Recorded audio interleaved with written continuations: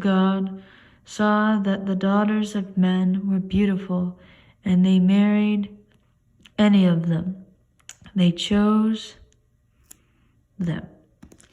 Now, these sons of God aren't the angels. These are the bad guys that fell when the devil, Satan, got kicked out of heaven. He had an army. They were called sons of God, and they got kicked out, and still they did this stuff. So that's not good. We got fallen angels marrying humans. Let's see what happens. Then the Lord said, my spirit will not contend with man forever, for he is mortal. His days will be 120 years. The Nephilim, a type of people, were on the earth in those days, and also afterward when the sons of God went to the daughters of men and had children by them. They had children. That's a little freaky. Half angel, half human? I don't know. We don't really know the answer to that.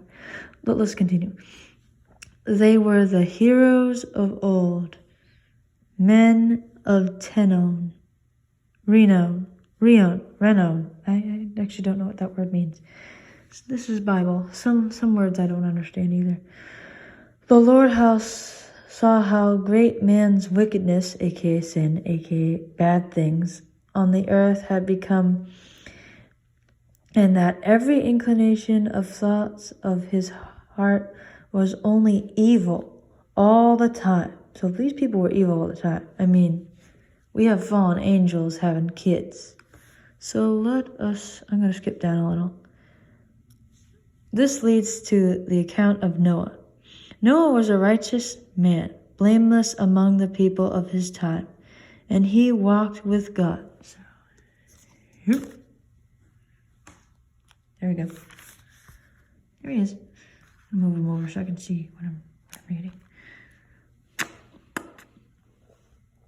Noah had 3 sons, Shem, Ham, and Japheth. I know, Ham. I know what you're all thinking already.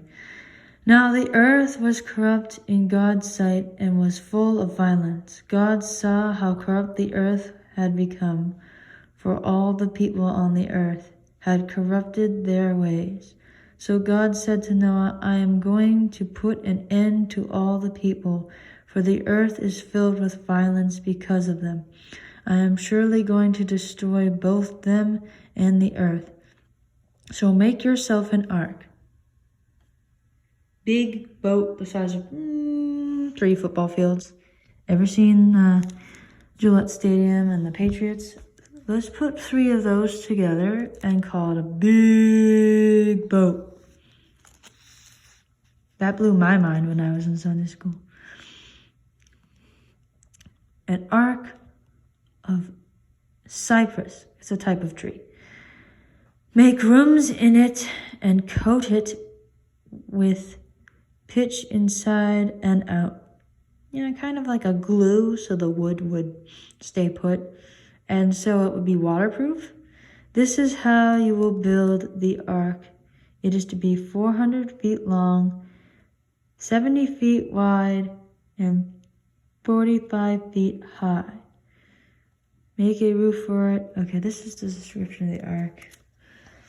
That's more a carpenter's thing. Okay, in the end, Noah did everything God had commanded him. The Lord said to Noah, go into the ark, you and your whole family, because I have found you righteous this generation. Take with you 7 of every kind of clean animal. So not all animals were 2 by 2, but there weren't a lot of clean animals. A male and its male, 2 of every kind of unclean animal. So all the animals that we know as 2 by 2 are probably the ones considered unclean to the Jews, aka God's special chosen people. That one's for another time to explain. And also 7 of every kind of bird. Okay, I don't have 7 birds for this craft, so we're dealing with some historically inaccurate crafts, but that's okay. It's just a craft. Plus, I can't fit every animal in that boat. Okay, 7 kinds of bird, male and female, to keep their various kinds alive, because you need a male and a female to have children, and birds and other animals need male and female to have children. So 7 days from now I will send rain on the earth, 40 days and 40 nights, and I will wipe from the face of the earth every living creature I have made, except the ones on the boat.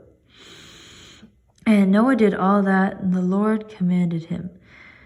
Now, Noah was 600 years old when the floods came. Wow, I couldn't even imagine being 600 years old. That's crazy. Okay, let's see. I'm reading ahead. I don't want this story to be too long for you kids. I can handle 3 chapters, but if you're new to reading, you're not always handling 3 chapters, especially with movies. Let's see. In the end, God remembered Noah and all the wild animals and the livestock that were with him in the ark, and he sent a wind over the earth, and the waters receded. They went down and they went back to normal. Now the springs of the deep and the floodgates of the heavens had been closed, and the rain had stopped falling from the sky. The water went down steadily from the earth. At the end of the 150 days, the water had gone down, and on the 70th day of the 70th month, so 150 days later, the ark came to a rest on the mountains of Ararat, somewhere in the Middle East, I believe, and continued to go down until the 10th month, the first day of the 10th month, which I think we would call October. The mountains became visible. After 40 days, Noah opened the window he had made in the ark and sent out a raven, so a bird, and kept flying back and forth until the water had dried up from the earth. Then he sent out a dove. So he sent out more than one kind of bird, because people think it's just a dove. It's not. I keep putting Noah next to the right reading so it's not too boring. Okay, but the dove could find no place to set its feet down because there was water all over the surface of the earth still. So it returned. He reached out his hand and took the dove and brought it back himself into the ark. He waited 7 more days, and again he sent out the dove from the ark. When the dove returned to him in the evening, there its beak was freshly plucked an olive leaf. Then Noah knew that water had went down from the earth. He waited 7 more days and sent the dove back and forth again. The first day of the first month, his 601st, I would say, birthday. I'm skipping ahead to the end. Okay. Eventually God said to Noah, "Come out of the ark, you and your wife, and your sons and their wives. Bring out every kind of living creature that is in your ark, the birds, the animals, and all the creatures that move along the ground, so that they can multiply on the earth and be fruitful and increase in number upon it." So Noah came out together with his sons and his wife and his sons' wives. All the animals and all the creatures moved along the ground. Then Noah built an altar for the Lord, and taking some of the clean animals, he sacrificed some of the animals, and the Lord was pleased. You had to sacrifice animals to God before Jesus came, but we don't have to do that anymore because Jesus kind of got rid of that rule. Okay, let's get to the rainbow part. Oh, wow. Actually, this is 4 chapters. Let's see.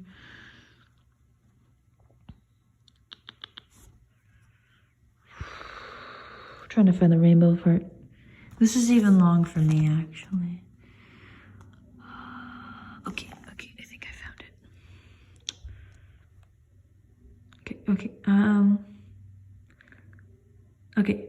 God said, and God said, this is my sign of a covenant I am making between me and you. Okay. Actually, it's you and I, but okay. I think me and you because God's greater, so he has to come first. So that he can break the rule. And every kind living creature with you, a covenant for all generations to come. I have set my rainbow in the clouds, and it will be a sign of a covenant between me and the earth. Whenever I bring clouds over the earth, a rainbow appears. The cloud, I will remember my covenant between me and you and all living creatures of every kind. Never again will the waters become a flood to destroy all life. Whenever the rainbow appears in the clouds, I will see it and remember the everlasting covenant between God and all living creatures of every kind on the earth. So God said to Noah, this is the sign of the covenant I have established between me and the life on the earth. So we got a lot of historical things that happened. A lot of famous things that happened during this story. And I will tell you them as I hold my camera and put the animals in this ark with one hand. Or I could have my Bible with my phone. I don't know. Or not. Okay.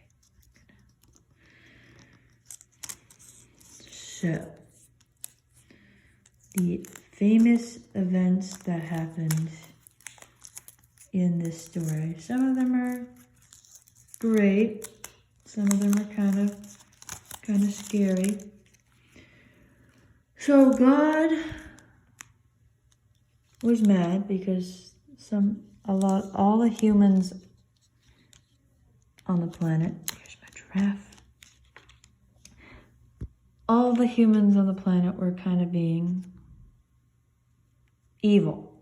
Just awful, evil. So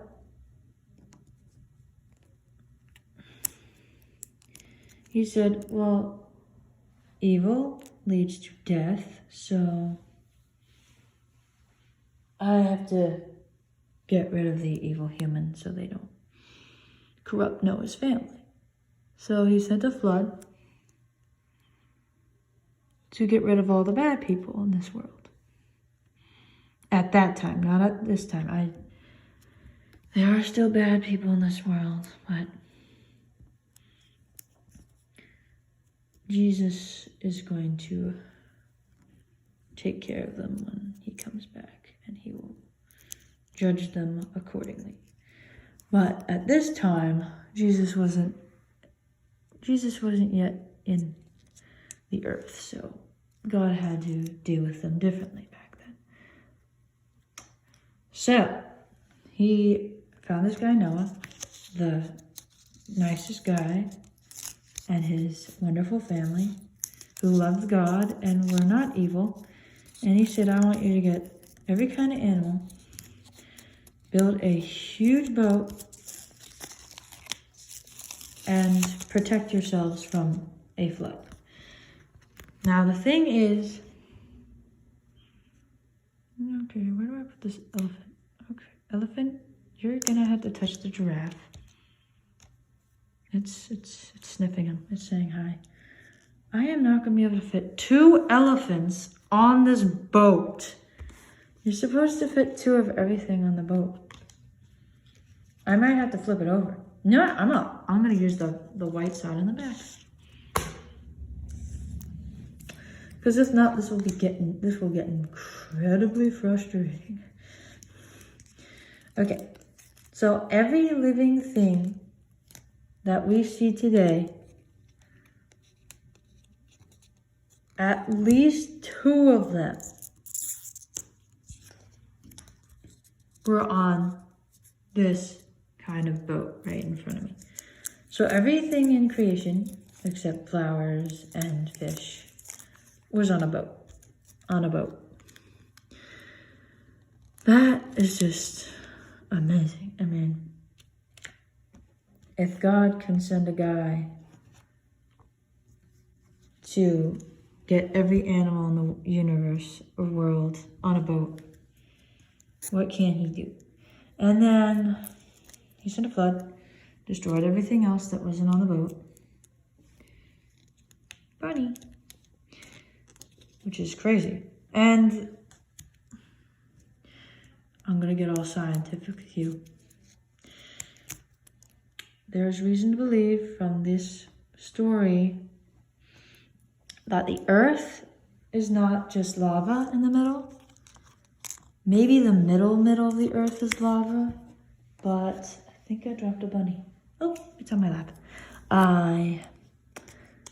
The earth is full of water. You know how we have geysers and springs and cool stuff like that on the planet? Scientists that believe in the Bible say that above the lava, there's water that comes out through the geysers because the lava heats the water and pushes it out of the geyser. And all that water from every geyser on the planet went off at once when it was raining. And that's how the world was flooded. But that's not the end of the story, of course. We got Noah. He sent out a raven. He sent out a dove a couple times. And the dove brought a plant back to prove that, yeah, it's safe to come out now. Plants are growing again. Everything's fine. And so they all got out of the boat and they were all fine in the end. But the cool thing is scientists also believe that God provided for the animals as they were leaving and told the animals where to go. Because if the earth changed after the flood, I wouldn't know where to go. There are no houses, there's no cities. For all I know, I don't know what part of the earth I'm on because they didn't have what we have to tell us where we are on the planet. So he told all the animals how to get back to where they used to live, which is kind of cool. Oh, where are you gonna go, Noah? Oh gosh, I have no idea. I get how they want you to put 2 of every animal in the boat. I have him near the flag. He's on top of the boat because he has to work on the boat. So not only did every animal in existence in either 7, 4, or 2 end up on this boat, but God told the animals how to get home after they were free from this boat. You can't even see the boat anymore. This is so weird because you can't even see the boat. Where'd the boat go? They would all be in the boat. See, I'm gonna put some animals on the other side because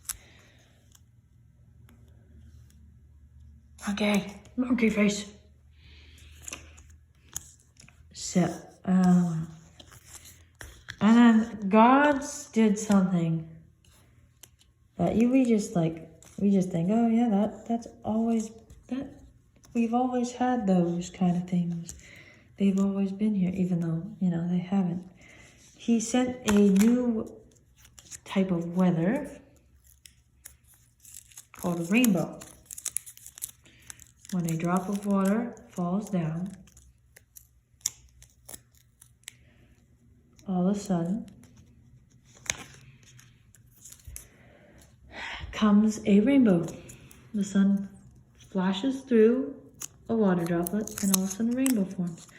But between Adam and Eve's time, all the way up till Noah, for some reason, rainbows weren't a thing yet. God didn't really reveal or create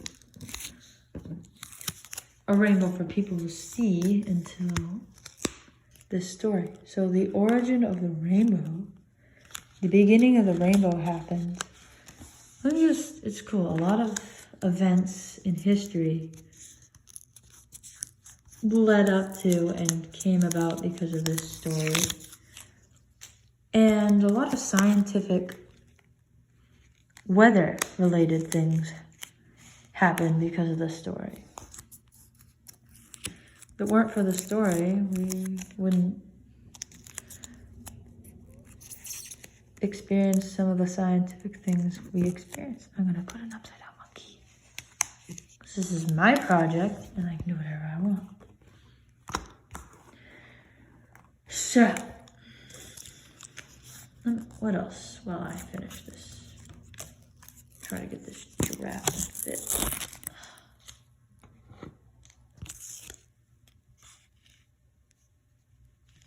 Excuse me, Mr. Tiger.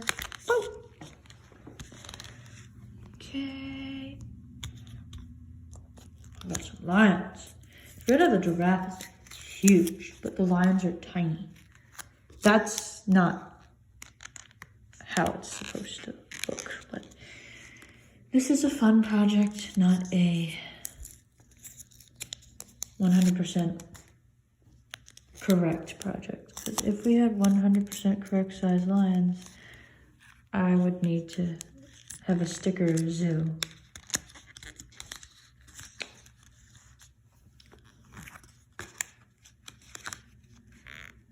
Okay, the elephant kind of just fits, so I better put that next. How am I supposed to fit the horses? This is so hard. This is actually hard. Okay. Wow, the back of my boat's already full. I should have just done one animal. Although it had 2 animals for each of the boats that are in the big